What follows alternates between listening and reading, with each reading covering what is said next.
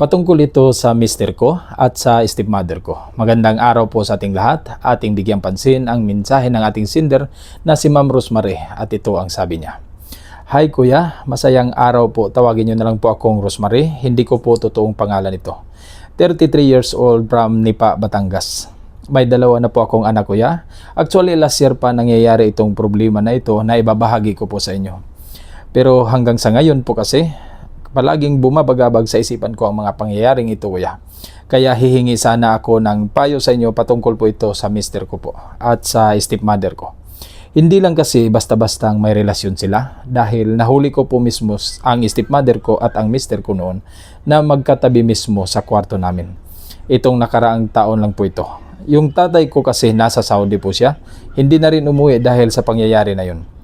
At nasira ang pamilya namin dahil doon sa nangyayari. Sa ngayon, hindi naman po kami naghihiwalay ng asawa ko dahil iniisip ko nga din po ang mga bata. Kaya tinanggap ko na lang yung nakakalungkot na pangyayari na yon. At kahit gusto sana ng papa ko na hiwalayan ko daw ang asawa ko, pero hindi ko na lang sinunod ito. Lumayo na lang kami ng tirahan dahil nagbanta ang tatay ko sa asawa ko. Sana makita mo din itong mensahe ko po.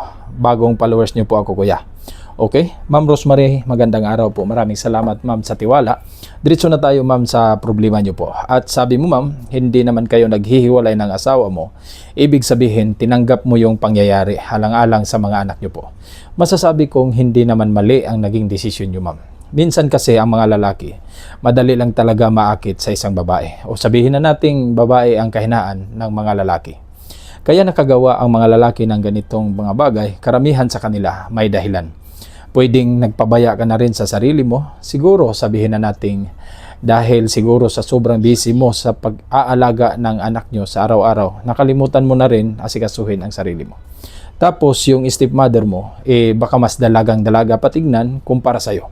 Isang dahilan ito na maakit ang mister mo sa stepmother mo. Lalo na't kung nagpapakita din ito ng motibo sa mister mo.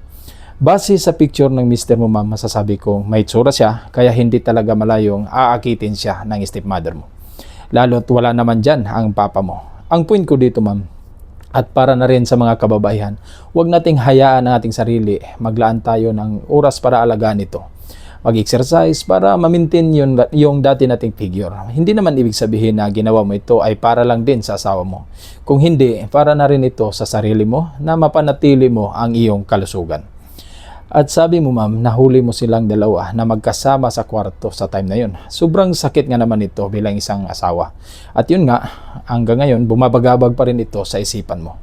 Masasabi ko ma'am na kaya palagi mo pa rin naiisip ito dahil isang trauma kasi yun na pangyayari na tinatamaan ang iyong emosyonal. Kaya hindi talaga basta-basta makakalimutan. May kasabihan pa nga tayo na mabuti pang sampalin mo ako dahil bukas mawawala na ang sakit at bakas nito kaysa masaktan ang damdamin ko o emosyonal ng isang tao. Pero ganun pa man, natanggap mo naman na ito ma'am. Turuan mo na lang ang sarili mo na unti-unti na niyang kalimutan ang pait na nakaraan. Bunga ng pagkakamali na nagawa ng mister mo. Lumipas na yon at kailanman hindi na yon babalik ang nakaraan. At ito ang payo ko sa iyo ma'am. Base po sa nakikita ko sa picture mo ma'am, pasensya na po kung sasabihin ko ito sa iyo para din naman ito sa kalusugan niyo ma'am. Naintindihan ko po na dahil sa pinagdaanan mo siguro na problema kaya malaki po ang naidagdag ng timbang niyo po.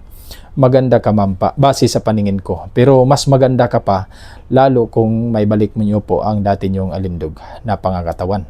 At patungkol sa nangyari, ulitin ko po, tama po ang naging desisyon mo na manatili ka sa relasyon na yan para sa mga anak mo at sabi mo napatawad mo naman na ang mister mo.